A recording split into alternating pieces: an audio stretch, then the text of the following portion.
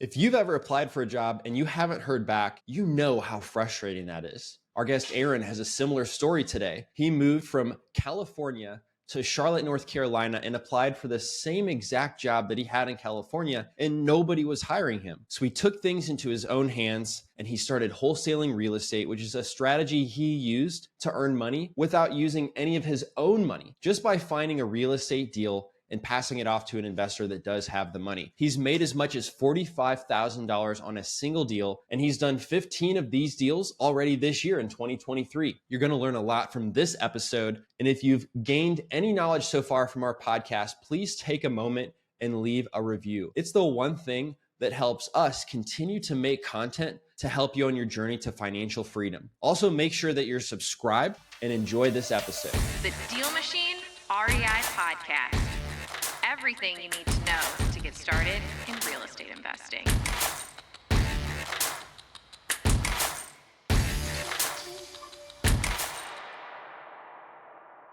Aaron, thank you so much for being on this episode of the DealMachine Real Estate Investing Podcast. I'm curious, in 60 seconds, man, could you just tell us what it felt like to be actually working on homes with your dad in 2015 to now you've done 15 wholesale deals already this year and it's only June. Can you tell us about that transition? Yeah. Appreciate you guys having me on. A little bit about myself, born and raised Sacramento, California. My dad was an architect, so we had a bunch of contractor buddies. Halfway through high school, late 2000s, we moved to Kansas City. My dad ended up managing a investment portfolio for a guy doing a lot of real estate, and he had a lot of contractor buddies. And so when we were in our teens, my brothers and I, he was like, "Hey, you're going to go swing hammers and learn how to do this trade." So we were swinging hammers, doing a lot of the manual labor on the flips, 2010, 11, 12. Did a couple for that investment guy. So did a couple on our own. During that time, I was like dabbling in the music career a little bit. That ended up taking me to Los Angeles for a couple of years. Got my real estate license out there, joined up with Keller Williams and one of their new development teams doing small lot single families and condos and stuff like that. But I met my wife, and she was originally from Charlotte, so ended up back out here. And you lived all over the country. All over, man. It's great. Lived in California. You said you worked on a house in Kansas City, though, right? Yeah. And then now you live in Charleston, I think. Outside of Charlotte. Oh, outside of Charlotte. Okay, my mistake. So how did you hear about real estate, or how did you hear about wholesaling? Right, because your dad had you working for his contractor buddies. Yeah. So when we moved to Charlotte, I transferred my real estate license over. So I had like the general brokerage stuff. I was used to that. And I was like, well, new market, I got to market myself. It takes a while to build that sphere out and meet people. So I was like, I'm going to just try this direct to seller thing. Then I stumbled on some Ryan Dossey stuff, and he mentioned DealMachine.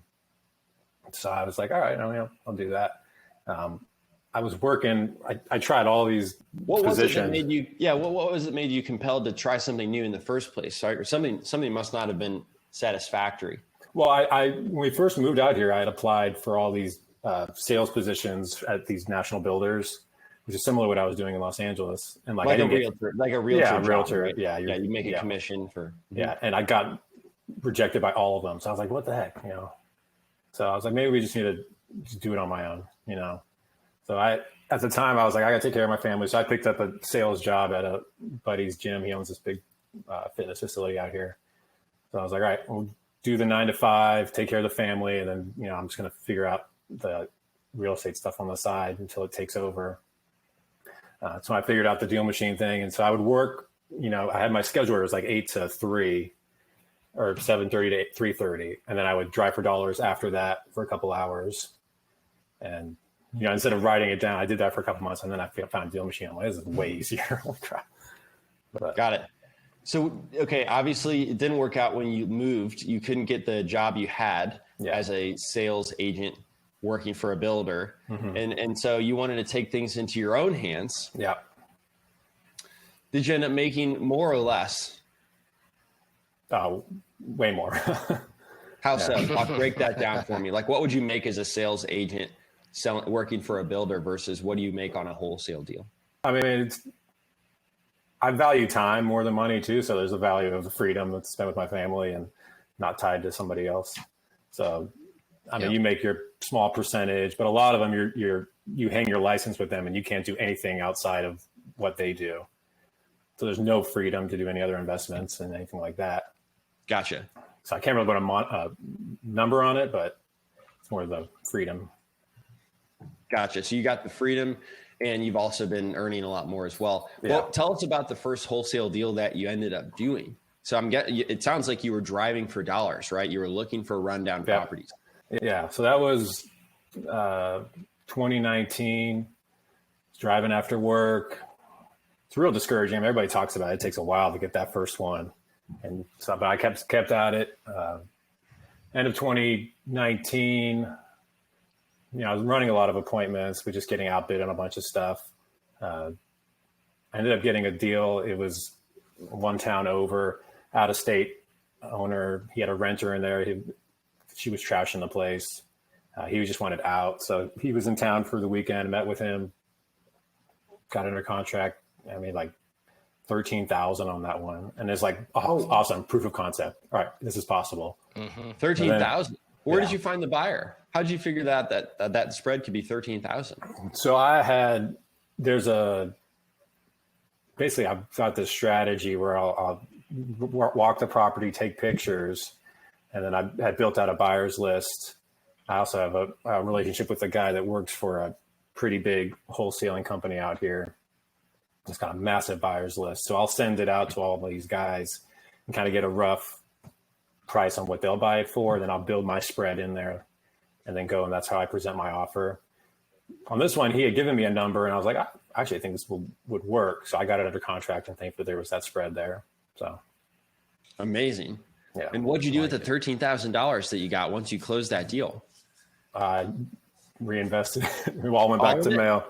Yeah, because I already had my 9 to 5, so I was like, all right, sweet. So all my commissions from the general brokerage stuff and all that was just getting fed back into marketing at that point. Okay. Wait, what was your 9 to 5? I thought, okay, so you did your first wholesale deal before you moved to Charlotte. I was in Charlotte, yeah, but I was doing the sales position at the fitness facility at the gym while driving for dollars in the evening, and then doing it all at the same time. Got it.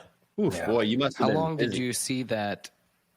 Yeah, no joke. How long did you see that in that reinvestment? Like, how many deals did you do where you took the proceeds from that deal and continued to reinvest? Or at what point did you stop reinvesting it because you had, dude, 13,000 is a lot to throw at marketing. Yeah. Like, it was more like I knew how much of a runway. It's a bad way of looking at it. It's like how much of a runway I'm spending X amount on mail. All right, cool. I can have this much. I can reinvest this much. It's more, I wasn't like I dumped it all back into mail. It was kind of like, all right, I got a couple more months of budget to play with, and I'm not tapping into my family funds, And how long did it take to gain some consistency? Like, when did you start seeing that? Okay, now we got a pattern. Now we're doing it right. Yeah. So, that was the end of 2019. Then 2020 hit, everything shut down. And I heard a quote in 2020 when everybody stuck at home. This guy was like, for all those people that say, like, man, if I had more time, I could pursue my dreams. Like, if you don't come out of this year pursuing your dreams, like, it's a you issue.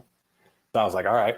Yeah. You'll never do. So I doubled down on the driving. I started pulling lists, and it really started cranking up towards the end of 2020.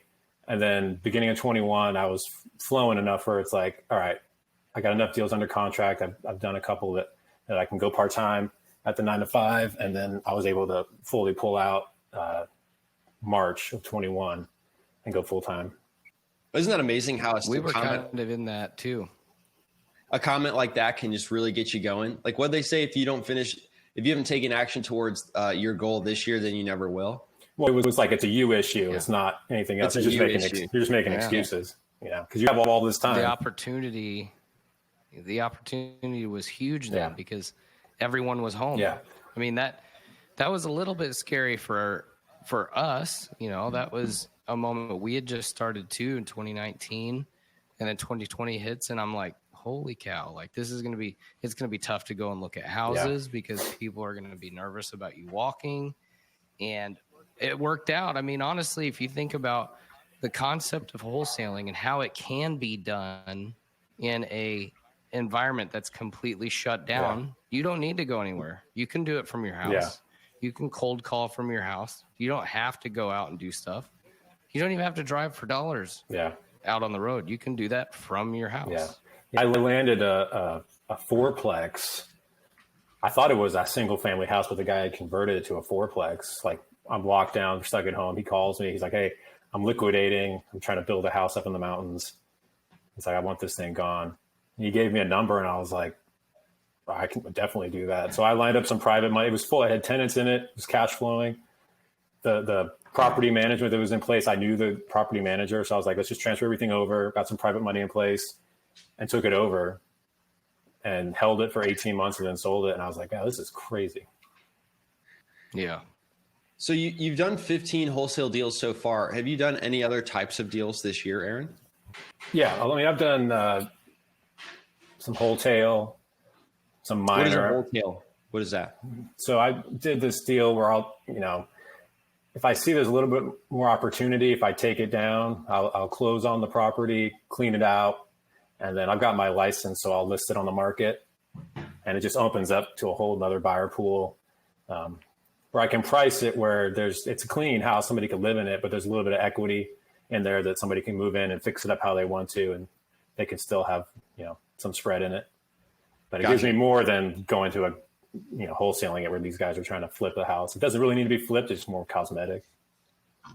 Right. Gotcha. So you'll do that on houses that may need carpet, may need new paint, but they don't need like new kitchens and bathrooms, right? That's It's like, but the carpet's like, it's okay. Like, somebody could live in it, but somebody could also come in and, make it their own and fix up a little bit more.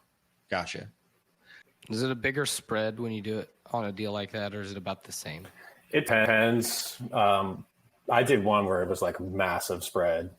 The only hard part is you got to factor in commissions, hold times, stuff like that. So sometimes you have to pay. What was the spread?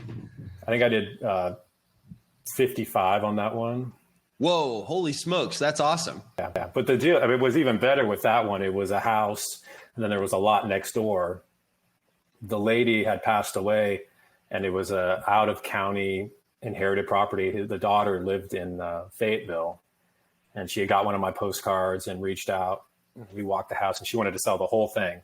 So I was able to pick up the house and the lot next door, split the lot next door, build two houses, and then we cleaned out the house, the main house, the old house, and then listed on the market and sold that too. So. Got it. Wow. So when somebody wants to split the lot, do you do that with them? I've never encountered that before. Yeah. So, I mean, there's some county regulations and stuff like that, but you just go get a survey, and then my guy takes care of all of that, and you got to go to the county and, apply for it, but it's pretty cool. How much is a survey? What's that usually cost? Like $750. So they're basically surveying it, breaking it into two separate parcels. Yeah. So a lot of everything is separated. Yeah. So a lot of my stuff, if I I did one where the guy, he didn't want to sell. I walked the house and we couldn't get a number, but it was on a large lot. And I was like, hey, would you be interested in selling me this section if I pay for the subdivide and the survey and everything? He goes, oh, I would do that. And so I can go online on the GIS and see, hey, the frontage and the square footage would match, that it would allow me to split it. So then my surveyor just goes out and marks out the lines and says, all right, gives me the thumbs up. You can do that. Then I just apply for it. So the guy that did the deal didn't work out. He kept his rental property, but then I got this little sliver of land next to it and built a house. Gotcha. Wow, that's amazing. So you actually found somebody that was willing to sell a part of their property. Yeah. But they didn't know how. You just offered to do it and you got the deal done. Yeah. You built a property on it? Yeah. So I built a house on that one too. Yeah. Gotcha. Why didn't you just wholesale something like that? There was a time where I had all these relationships with builders, and they were like, hey, if you come across any lots, send them over my way. And I'm like, all right, cool. And I'm making 10, 15 on these old lots. And then I'm seeing what they're building and what they're making. And I was like, dang, I really like that. It was a little more of an investment and longer transaction time. But that was actually my first build. I came up, and the guy, it was so funny. He took the tax value of the land and just divided it by 2 and was like, hey, I'll sell it to you. It was like 15.5. No, it was 15.5. He's like, "Will that number work for you?" And I was like, "Yeah, that would work for me. Yeah, I mean, I could turn around and wholesale it for 50." And I had all these guys jumping on it, like, "Hey, I'll give you 50 for it." So I was like, "Well, I could make 35, or I could, take it down myself, get some investments, and then just build a house on it and make way more."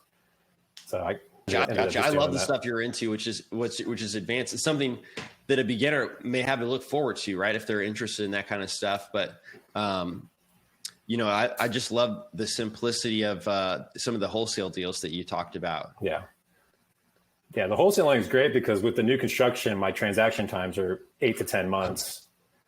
And so if I got a couple of those going, and then I just sprinkle in the wholesales every month. I'm wholesale land and in counties that I don't want to build in, or houses that I don't want to take down. It's nice to. Please open up your podcast app right now and leave us a review and let us know what you thought of this episode. It means so much because the reviews help us get in front of more people. And the more people we can get in front of, the more we can help them achieve financial freedom. And we also get more energy to put more content out like this to help you. So by leaving us a review, it will give you more content to come to help you along on your journey. Thank you so much. What's the concept of wholesaling land? Oh man, this is the sauce. Let's hear it. Let's hear it. Oh, I saw you get so pumped up about it. Let's hear it. No, it's just I'm so blessed, man. It's so cool. So when in 2021, beginning of 22, real estate's so market specific. I don't believe there's any nationwide market. So in the Charlotte area, it's like one of the top growing cities in the country. And there's such a housing shortage that there's so many people building. And so these guys are just like picking up lots like crazy all over. And I can only build so much. So go ahead. So hold on. Lots, are you, because I've been under the impression that when you're wholesaling land, that is it rural or is it actually in city limits and it's just empty lots? What is it that you're looking for? It's both. I know my good buddy does larger parcels where you make millions doing that kind of stuff, but it's a whole process. So I focus on the infill lots. You'll see it'll be like house, this random lot, and then house. Like there would have been a house there and it probably got demoed years ago, or it's a double lot.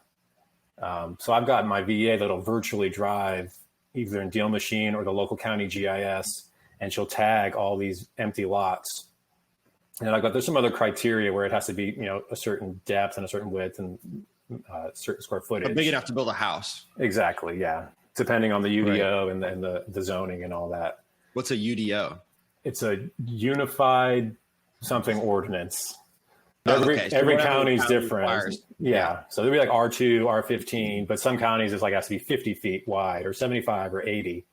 And then there's like a square footage requirement too. Gotcha. So okay. So you find a lot, then what? So I make relationships with real estate agents that represent new construction.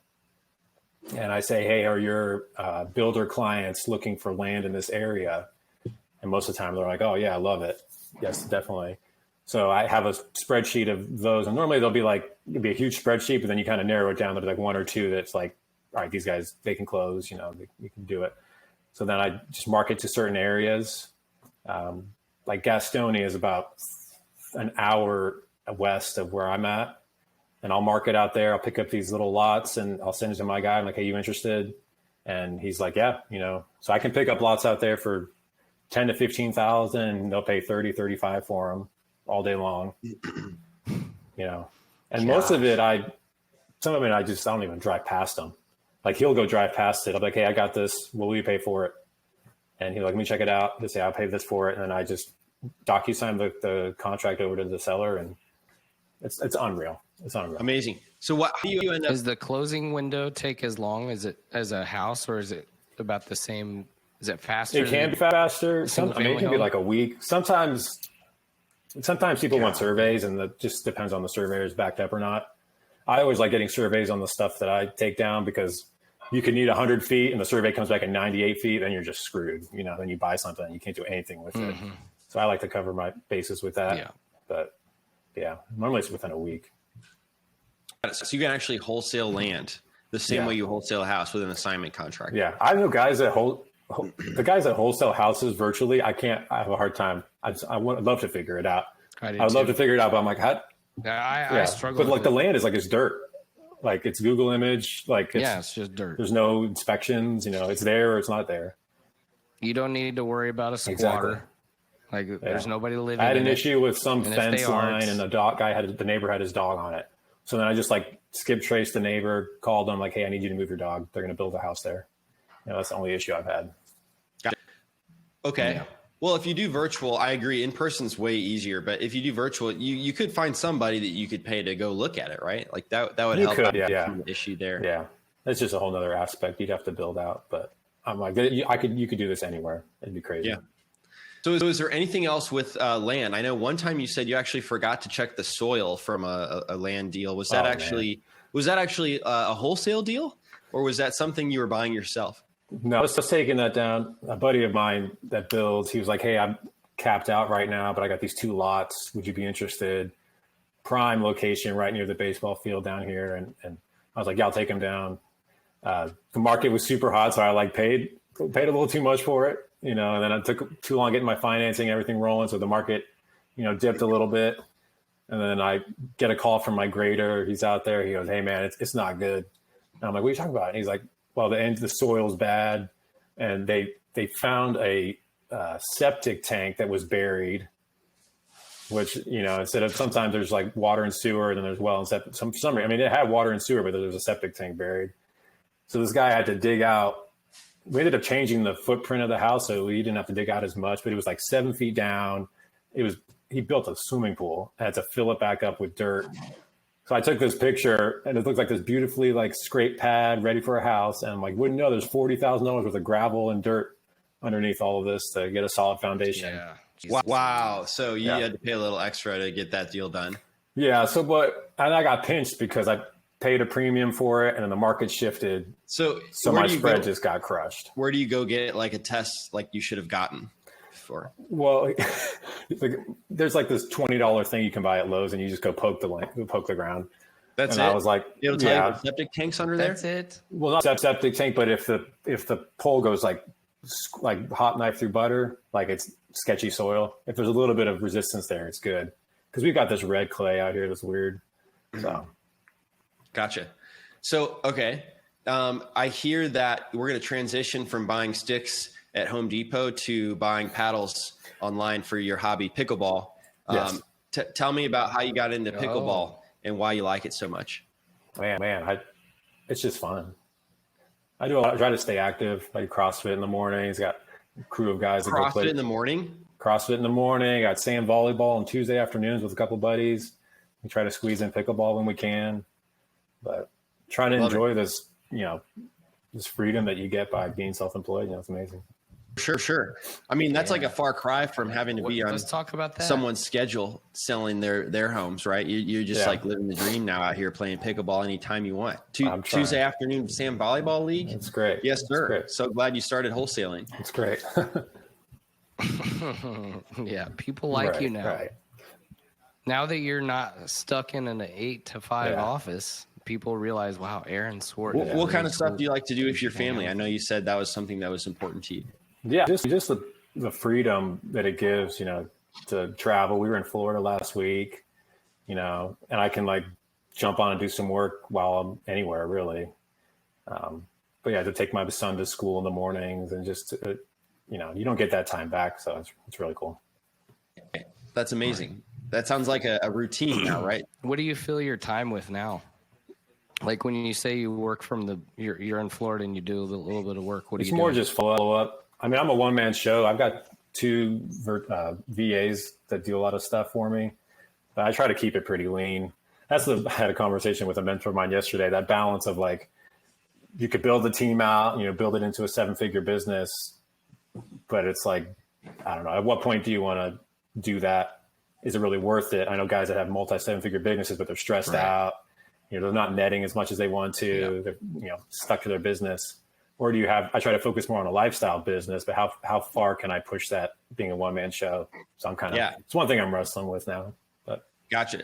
Well, so I think that's a great takeaway, right? It's like you might be listening to somebody that has 700 deals, but you don't need that in order to have a great life. Yeah. How many deals do you need? 15 every 2 quarters? Well, it was crazy. Yeah, It sounds like. Yeah, it's crazy. I'm so blessed. It's amazing. Okay. Well, let me ask you this.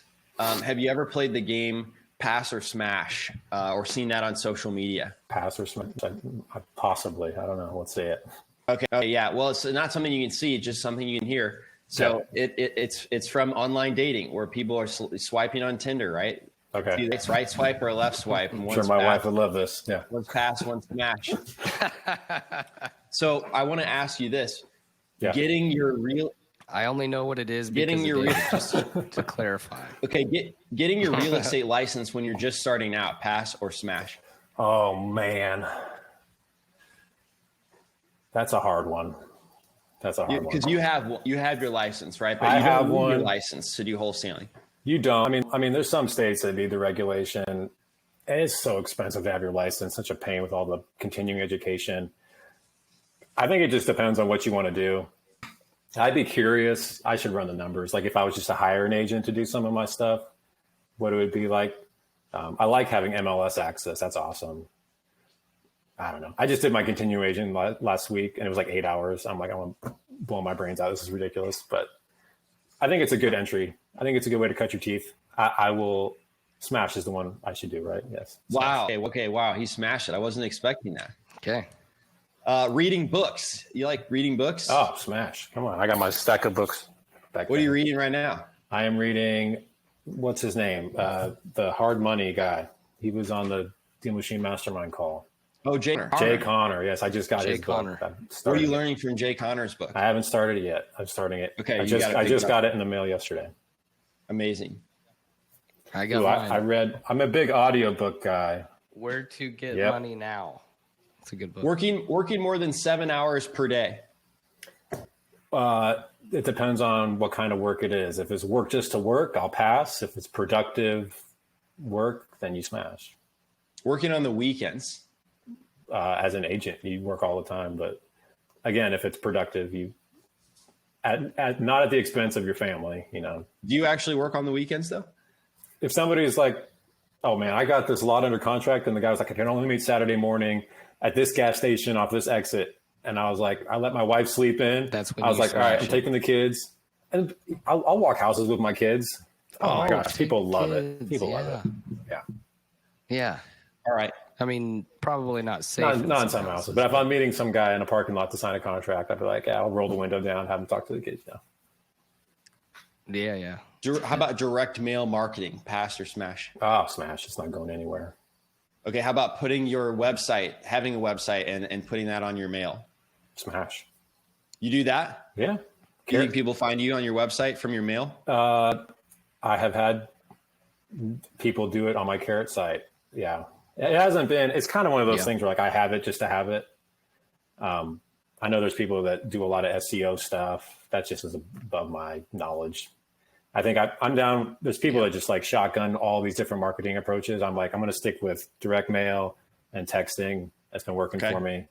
So I try not to spread myself too thin. Yeah. How about answering your own phone calls from your direct mail marketing? I mean, I do that. You do? Yeah. Yeah. I try to keep it thin margins, man. Ryan Dossey's got that sweet call center. I'm like, that's tempting. But how do you know that the phone numbers calling you aren't spam? I get so many spam calls. So how do you filter those out? I've got separate numbers through my CRM, so it shows up on my phone. Yeah. Okay. So what? When a call comes in, you know it's coming from your CRM. Yeah. Because it forwards it to your. Okay, gotcha. And there's different philosophies on that. Sometimes I like people leaving a voicemail because if they're going to cuss me out because they don't want me to mail them, like I'll just leave it in the voicemail. Yeah. And also if they're really motivated, they'll leave a voicemail and then you can like call back like, oh, I'm so sorry, I was in a meeting. You know, you build that rapport. Mm-hmm. So I don't know. Some people are like, you got to answer live 6 seconds and but there's both sides of it. Now, all right, let's end on a fun one. What's the most that you've ever made on a single wholesale deal, right? One that didn't require any of your cash. Single wholesale deal, straight up wholesale, $45,000. $45,000. Yeah. It's good. So that was your annual salary back then. Yeah. Dang. It's unreal. And you've done 15 wholesale deals this year so far. Yeah. Holy cow. Yeah. That's amazing. Well, Aaron, do you have any other tips that you'd like to leave our listeners with before we wrap this episode up? I think stay consistent. It's very discouraging at the beginning, but it weeds everybody out, man. It's those the people that stay consistent that win in the end. I think that's such good advice. It does take a while, right? Just because somebody gets a postcard doesn't mean they're going to want to sell their house as soon as you send them a postcard, right? Yeah, exactly. The house has run down for a while. Yeah, I keep my KPIs, and I can pull up my DealMachine. Oh, tell us your KPIs. Let me see. So just on my DealMachine, like this one deal I closed. So this was a infill lot, wholesale, made $15,000. They got 13 pieces of mail. 13 pieces of mail. Closed. And how much did you make? Wow. 15,000. Here's another one, made 15,000. They got 15 pieces of mail. Got it. So these are properties you've marketed to for over a year. Yeah. I think that's where people get discouraged, where they'll just send out one set, and I'm like, everyone says it's like the 10 to 12 touches. They got to see your face or your information. Right. And then you got to think about you're competing with all these other guys. So I try to, set myself apart. But that's a year. But at 15,000, it's crazy. Yeah. Congratulations on the success. And for those listening, go follow Aaron on Instagram. He's at Aaron J. Swart. Yep. That's his handle. And I'm sure that he would love to pass or smash some of your deals that you have in the Charlotte area, if you have any. Yeah, hit me up. Aaron, thank you so much for being on, man. It was so fun. Yeah, thanks, guys. Thanks for listening to the DealMachine Real Estate Investing Podcast. Please leave us a review and follow along wherever you're listening to your podcast.